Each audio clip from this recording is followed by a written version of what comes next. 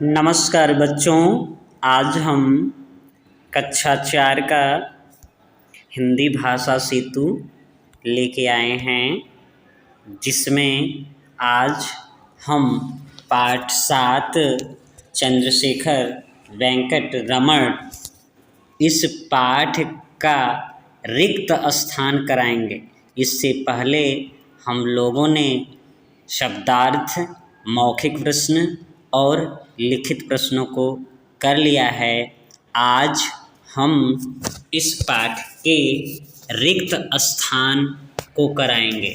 तो चलिए आज हम सबसे पहले पहला रिक्त स्थान देखते हैं। डॉक्टर रमण की खाली स्थान विषय में विशेष रुचि थी। तो किस विषय में विशेष रुचि थी? प्रारंभ में ध्वनि के विषय में विशेष रुचि थी। किसके विषय में?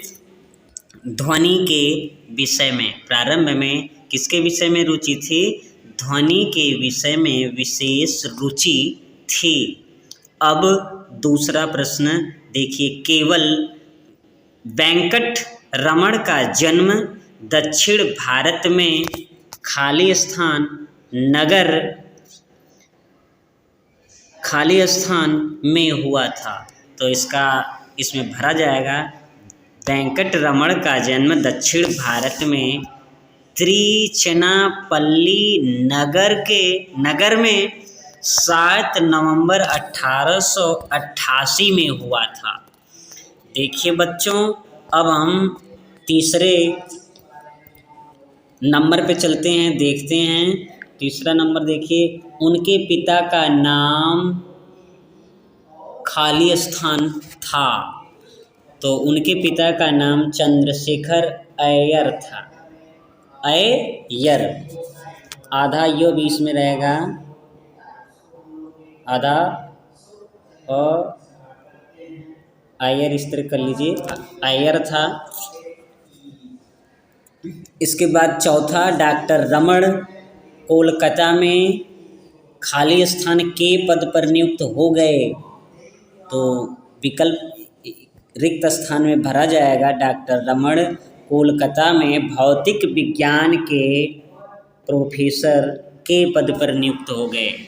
किसके पद पर नियुक्त हुए? भौतिक विज्ञान के प्रोफेसर के पद पर। प्रश्न नंबर 5 है। इसमें देखिए विकल्प इसमें फिल करना है आपको। सर खाली स्थान की प्रार्थना पर रमण भौतिक विज्ञान के खाली स्थान नियुक्त हो गए।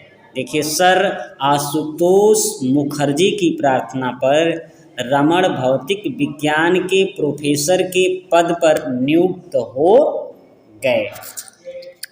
बच्चों, अब हम नीचे देखते हैं। वाक्य बनाने के लिए दिया है। क्या करने के लिए दिया है? वाक्य बनाने के लिए। तो देखिए, पहले दिया है तीक्ष्ण। तीक्ष्ण मतलब होता है तेज। तीक्ष्ण मतलब तेज। तो वाक्य जब बनाना होगा तो हम बनाएंगे कि डॉक्टर चंद्रशेखर वेंकट रमण पढ़ने में तीक्ष्ण थे। पढ़ने में क्या थे? तीक्ष्ण यानी तेज थे। वाद्य है तो वाद्य के बारे में जान लीजिए। वाद्य का अर्थ होता है बाजा। वाद्य का अर्थ क्या है? बाजा। वाद्य मतलब बाजा या ऐसा यंत्र जिससे आवाज़ें निकलती हैं, जैसे गीत संगीत की आवाज़ें निकलती हैं, तो वो वाद्य है। तो इसका जो है वाक्य प्रयोग करना है। वाद्य मतलब बाजा।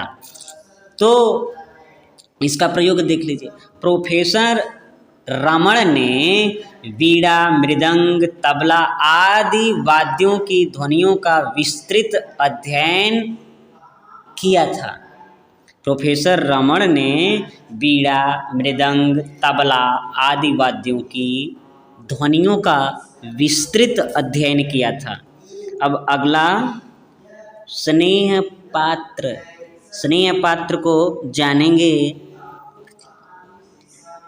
स्नेह पात्र का मतलब सबका प्रिय। सबका प्रिय। देखिए, स्नेह पात्र, इसका वाक्य प्रयोग करेंगे कि कुछ ही दिनों में कुछ ही दिनों में डॉक्टर रमण शिक्षकों के स्नेह पात्र हो गए, शिक्षकों के स्नेह पात्र हो गए। उन्नति उन्नति उन्नति का अर्थ है,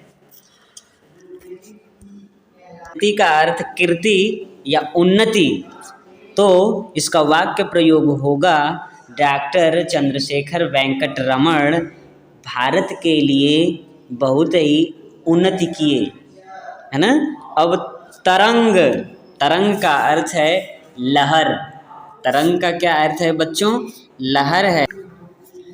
चलिए देखिए, वेंकट रमण ने ध्वनि तरंगों के ऊपर खोज किया था। नीचे कुछ प्रश्न हैं, जैसे चंद्रशेखर वेंकट रमण पर एक लघु निबंध लिखना है। निबंध आपको लिखना है बच्चों, निबंध चंद्रशेखर वेंकट रमण पर लिखना है। उनमें जन्म तथा शिक्षा के बारे में उनके लिखना है, भौतिक विज्ञान में रुचि के बारे में लिखना है, कोलकाता में प्रोफेसर थे तो उसके बारे में थोड़ा सा लिखना है, लंदन की रॉयल सोसाइटी का सदस्य बने उसके बारे में लिखना है, और ध्वनि विज्ञान का प्रदर्शन उसके बारे में कुछ लिखना है, तथा साथ साथ रमण प्रभाव पर नोबेल पुरस्कार प्राप्त हुआ उसके बारे में, उनकी मृत्यु कब हुई तथा उनके महत्वों के बारे में आप सभी को लिखना है। ये काम आप अपने से करेंगे। इस प्रकार इस वीडियो को समाप्त करते हैं, फिर नेक्स्ट वीडियो में मिलेंगे। तब तक के लिए नमस्कार।